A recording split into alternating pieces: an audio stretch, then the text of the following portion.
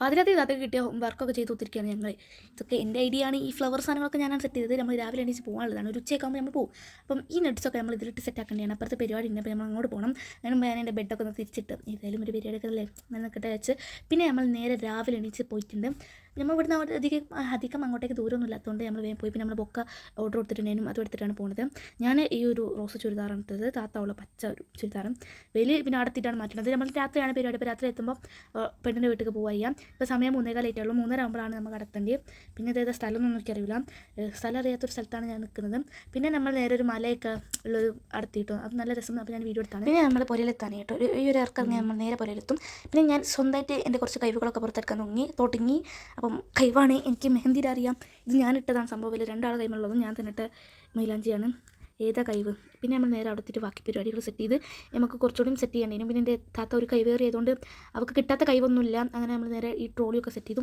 പിന്നെ നേരെ ഫോണിൻ്റെ ഹാമ്പർ നമ്മൾ അവിടെ നിന്ന് ചെയ്തില്ലായിരുന്നു. കാരണം ഫോൺ ഒരേ ലൈൻ ഉണ്ടായിരുന്നു. അതുകൊണ്ട് നമ്മൾ ഒരേ കത്തിയിട്ട് നമ്മൾ ഇത് ചെയ്യാനാവുള്ളൂ. അപ്പം നമ്മൾ അവിടെ എത്തിയതിനു ശേഷം ഇത് സെറ്റ് ചെയ്യുന്നത് മറ്റേ ഫോണിൻ്റെ സാധനം സെറ്റ് ചെയ്യുന്നത്. ഇനി ഇതും കഴിഞ്ഞ് നമ്മൾ വീട്ടിൽ നിന്ന് പ്ലാൻ ചെയ്ത പോലെ തന്നെ ഫ്ലവർ മുട്ടായി അങ്ങനെ പറഞ്ഞാൽ ഞാൻ ഇതൊക്കെ വെച്ചും പിന്നെ കുറച്ച് എസ്തെറ്റിക് ആവാൻ വേണ്ടിയിട്ട് ഇലയൊക്കെ വെച്ച് സെറ്റാക്കി ഗൈസ്. അപ്പോൾ നമ്മൾ ഇവിടെ എത്തി. നമ്മൾ ബാക്കിയുള്ള സാധനങ്ങളൊക്കെ സെറ്റ് ചെയ്തു. ഇനി നമ്മൾ ജസ്റ്റ് പുറത്തിറങ്ങി. ഇവിടെ ഭയങ്കര വിശാലമായി തോടും നല്ല അടിപൊളി സ്ഥലങ്ങളൊക്കെ ഉണ്ട്. പറഞ്ഞാൽ ഫോട്ടോ എടുക്കാൻ കൊണ്ടുപോകണം. പക്ഷേ എനിക്ക് ഫോട്ടോ എടുക്കേണ്ട ആവശ്യമില്ല. അപ്പോൾ നമ്മൾ പോവാണ് ഗൈസ്. എന്തൊന്ന് കാട്ടി തരുമോ?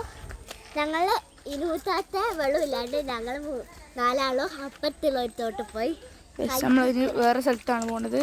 അല്ല എടുത്തോ ഗൈസ്. ഇവിടെ നല്ല എന്താ പ്രകൃതി ഭംഗി ആസ്വദിക്കാൻ പറ്റും. ഇവിടെ നല്ല യെല്ലോ ഫ്ലവേഴ്സ് ഒക്കെ.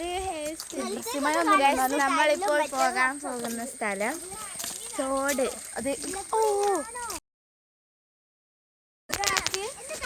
ഒരാൾക്ക് നടക്കാൻ പറ്റും.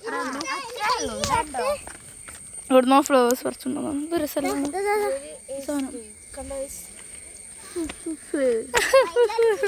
അപ്പൊ ഏതായാലും ചേട്ടൊക്കെ പോണം. എനിക്ക് ഓർമ്മ ചേട്ടനെ കൊണ്ടുപോണ്ട്. ഞാൻ ഈ ചുരിദാറൊക്കെ ഇട്ടിട്ട് രമണീയമായ സ്ഥലമാണ് പറഞ്ഞത്. അത് മാടത്തിൽ വേണം.